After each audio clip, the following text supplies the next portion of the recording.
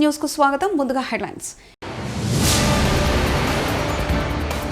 MCD ఎన్నికలకు ముందు speaker కీలక నిర్ణయం.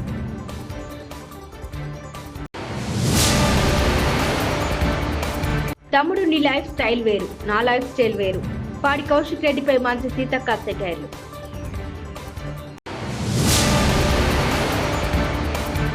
పీపీపీ విధానంలో రోడ్లు వేయట్లేదు, మంత్రి కోమటిరెడ్డి.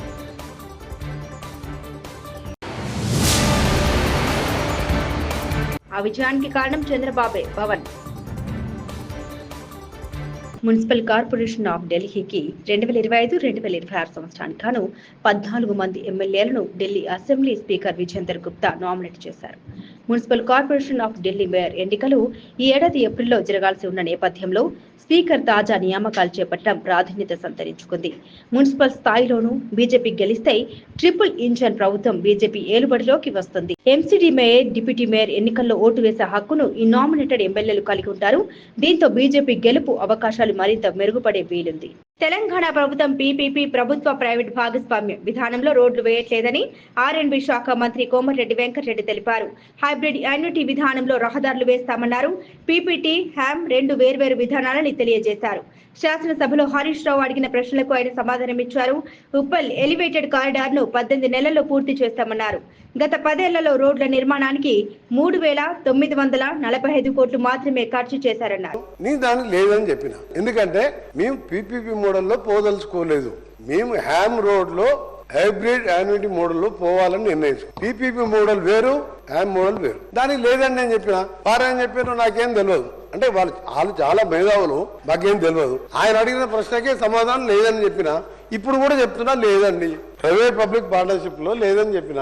అందరూ ఆలోచించుకొని మీరు హరీష్ రావు గారు అంత సీనియర్ సభ్యులు ఆ విధంగా మంత్రి గారికి అవగాహన కూడా సమాధానం చెప్పాడని చెప్పి మాట్లాడి అంటే అతను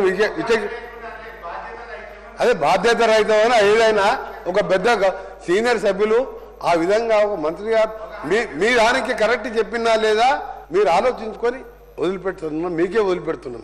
మాజీ ఆర్ఎండ్బి శాఖ మంత్రి గారు సత్యదూరమైన వారు చేసిన ఘనకార్యాలు చెప్పినారు. దానికి ఒకటి 2 నిమిషాల్లో చెప్తా. ఎప్పుడైనా అధ్యక్ష మన సంపద రోడ్లను నిర్మించలేదు, మన రోడ్లు మన సంపదను పెంచుతాయి అని జాన్ ఎఫ్ కెనడీ అమెరికా అధ్యక్షుడు ఆయన ఉన్నప్పుడు చెప్పినారు.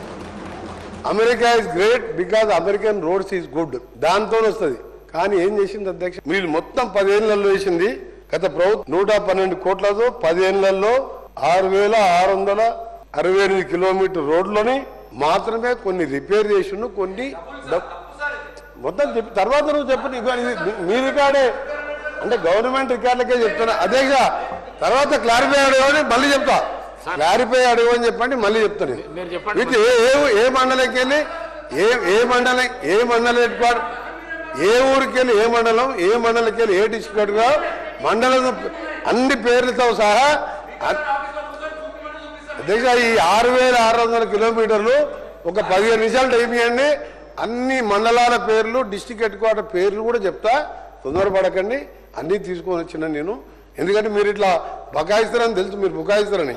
దీనికోసం అధ్యక్ష 3,945 కోట్లు స్టేట్ బడ్జెట్లు 10 ఏళ్లలో, 4,167 కోట్లు ఆర్టిజన్ లోన్ తీసుకొని నిర్మించారు. ఆ లోను ఇప్పుడు మేము రీపేమెంట్ చేస్తున్నాం. మేము కట్టే అప్పులలో అదో భాగం ఇంకా కొద్దిగా బ్యాలెన్స్ ఉన్నది, ఆ అప్పులు కడతాం.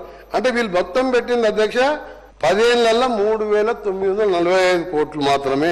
ఆ లోన్ అప్పు మేము కడుతున్నాం. ఇది 10 ఏళ్లలో చేస్తే ఈ 14 నెలల్లో అంటే మధ్యలో 3 నెలలు తీసేయండి, పార్లమెంట్ ఎలక్షన్ కోడ్ ఇవన్నీ. ఈ 14 నెలల్లో మేము దాదాపు 4,000 కోట్ల పైన మంజూరు శాంక్షన్ చేసి టెండర్లు పెట్టి వర్క్స్ నడుస్తున్న మాట, వర్క్ వైజ్ డీటెయిల్ కూడా అందరు సభ్యులకు పంపిస్తాయి. ఇప్పుడే మీకు 10 ఏళ్లలో నిర్మించిన రోడ్లని 1 సంవత్సరంలో మేము పూర్తి చేసినాం. ఇది ఎక్కువ మేము చేస్తాం కానీ పని ఎక్కువ చెప్పుకోం అధ్యక్ష. వాళ్ళేమో తక్కువ చేస్తారు, ఎక్కువ చెప్పుకుంటారు. వాళ్ళు ఏంటంటే మొత్తం బ్రహ్మాండంగా ఉంది, బ్రహ్మాండం అనుకుంటే నడిపించింది కదా. మాకు బ్రహ్మాండం ఏం లేదు అధ్యక్ష. ప్రజలకు సౌకర్యం కల్పించాలి. మా టీఆర్ఎఫ్ కెళ్ళి 2 రాష్ట్ర వ్యాప్తంగా 1.55 లక్షల ఫారం ఫండ్ నిర్మాణంలో భాగంగా ఓర్వకల్లు మండలం పూడిచెర్ల గ్రామంలో రైతు రాజన్న పొలంలో ఫామ్ ఫండ్ నిర్మాణ పనులకు ఉప ముఖ్యమంత్రి పవన్ కళ్యాణ్ భూమి పూజ నిర్వహించారు. అనంతరం పూడిచెర్లలో ఏర్పాటు చేసిన బహిరంగ సభలో డిప్యూటీ సీఎం మాట్లాడారు. దేశం మొత్తం ఏపీ వైపు చూస్తూ ఉందన్నారు. కష్ట సమయంలో కూటమిని గెలిపించారని 175 సీట్లలో 164 సీట్లు కూటమికి ఇచ్చారన్నారు. ఎన్డీఏ కూటమిని 21 ఎంపీ స్థానాల్లో గెలిపించారని తెలిపారు. ఏపీ వ్యాప్తంగా పల్లె పండుగ విజయవంతం కావడానికి అనుభవజ్ఞుడైన చంద్రబాబే కారణమన్నారు. రాష్ట్రం బాగుండాలని సీఎం చంద్రబాబు కోరుకుంటారని, ముఖ్యమంత్రి స్ఫూర్తితోనే తాను పనిచేస్తున్నట్లు ఉప ముఖ్యమంత్రి స్పష్టం చేశారు. అలాంటి పథకాన్ని దుర్వినియోగం చేసి ఇది రాజకీయ ఉపాధి హామీ పథకం అయిపోయింది. గౌరవ శాసనసభ్యులు తెలియజేశారు మన అసెంబ్లీలో. అలాంటివన్నీ ఎదుర్కోవడానికే షణ్ముఖ్ గారిని పెట్టాం. అలాగే వారితో పాటు మనకి శ్రీమతి నవ్య గారికి, ఐఏఎస్ గారికి కూడా జాయింట్ కలెక్టర్ కర్నూలు నా హృదయపూర్వక నమస్కారాలు. అలాగే ఐపీఎస్ శ్రీ కోయా ప్రవీణ్ గారికి, deputy inspector general of police వారికి కూడా నా హృదయపూర్వక కర్నూలు రేంజ్ హృదయపూర్వక నమస్కారాలు. అలాగే యువ ఐపీఎస్ అధికారి శ్రీ విక్రాంత్ పాటిల్ గారికి, నా సూపర్ ఎస్పీ ఆఫ్ కర్నూలు వారికి కూడా నా హృదయపూర్వక నమస్కారాలు. I love you. మీరు ప్రేమించక ముందే నేను మిమ్మల్ని ప్రేమించాను.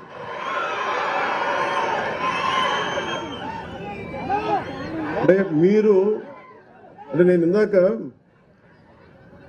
శబరి గారు మాట్లాడుతా మీ జన సైనికులు చాలా గట్టి వ్యక్తులు అంటుంటే, అంటే ఎంత గట్టిదనం లేకపోతే వీర మహిళల్లో కానీ జన సైనికుల్లో కానీ, అంటే ఎప్పుడు కూడా గెలుపులో నేను మనుషుల్ని లెక్కించను. నేను మనుషుల్లో గెలుపుని విజయం డబ్బుని లెక్కించను. కానీ కష్ట సమయంలో నువ్వు ఎలాగున్నావు, కష్ట సమయంలో మీరు నిలబడ్డారు, బలంగా మమ్మల్ని అందరినీ నిలబెట్టారు.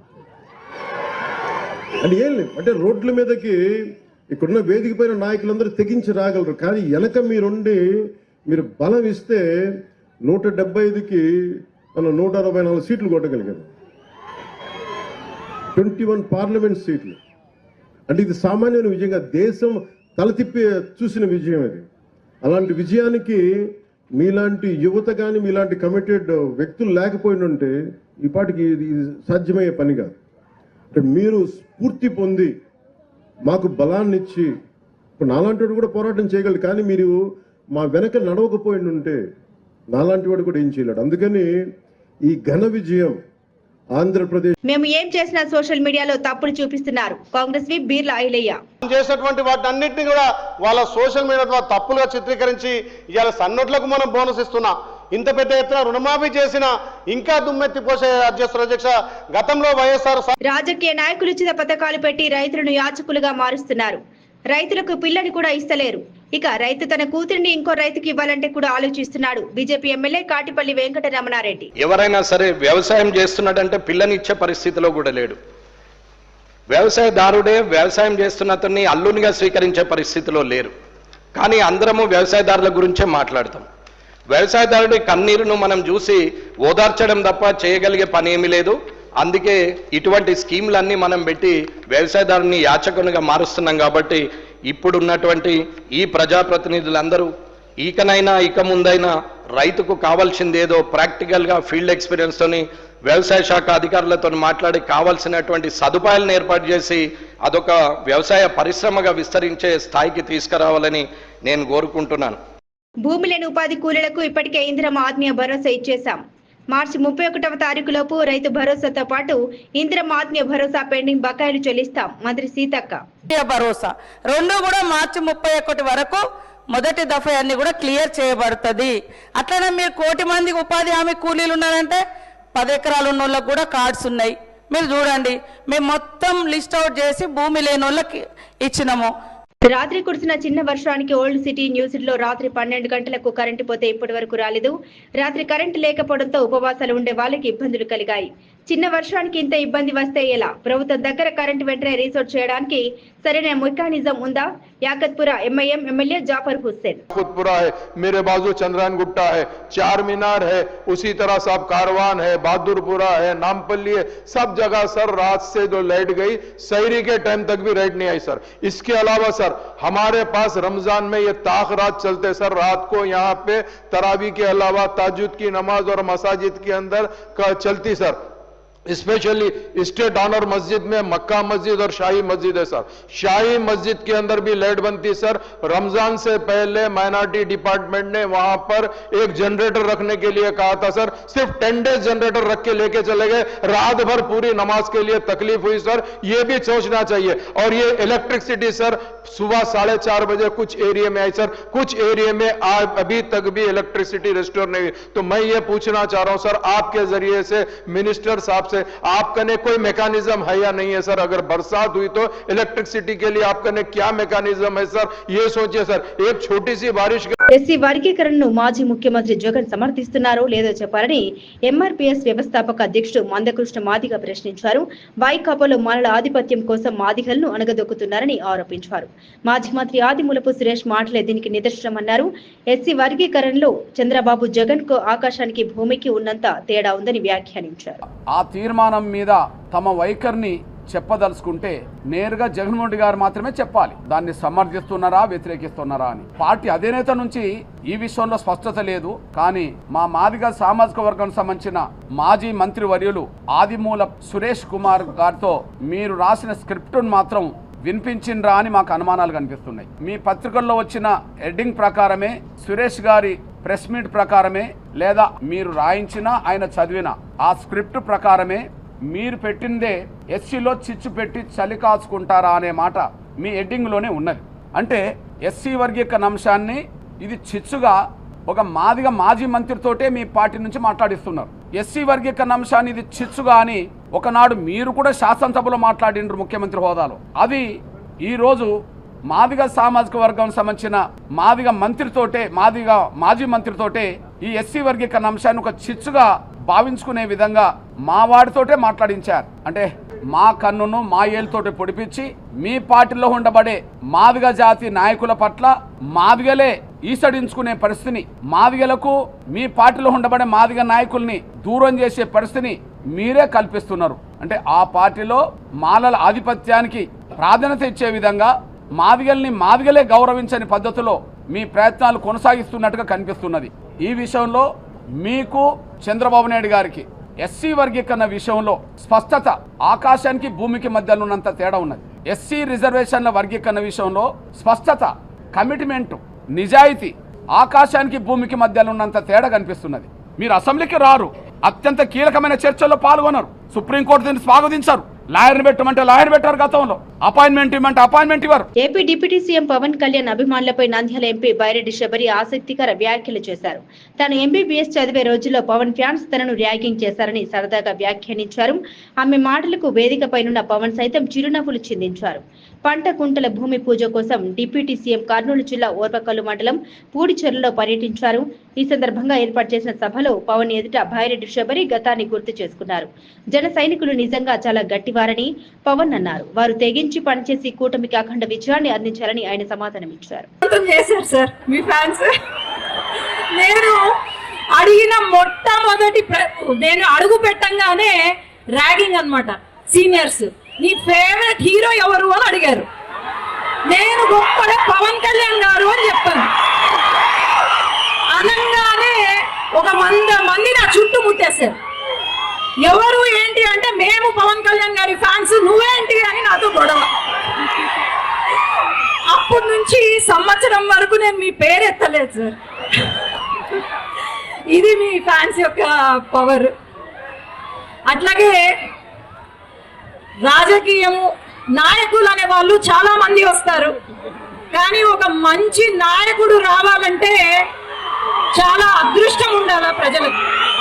అలాంటి నాయకుడు, ప్రజల వెంట ఉండే నాయకుడు, ప్రజల కష్టాలు ఏంటో తెలిసే నాయకుడు మన ముందుకు వచ్చి మనకు వారం ముందే ఉగాది పండుగ ఇక్కడ జరుపుకుంటున్నామంటే ధన్యవాదాలు సార్.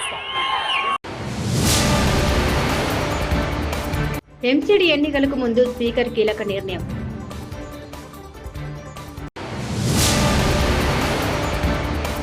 తమ్ముడు నీ లైఫ్ స్టైల్ వేరు, నా లైఫ్ స్టైల్ వేరు. పాడి కౌశిక్ రెడ్డిపై మంత్రి సీతక్క సెటైర్లు.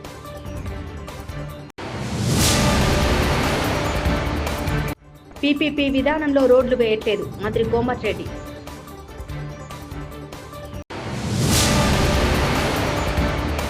ఆ విజయానికి కారణం చంద్రబాబే పవన్.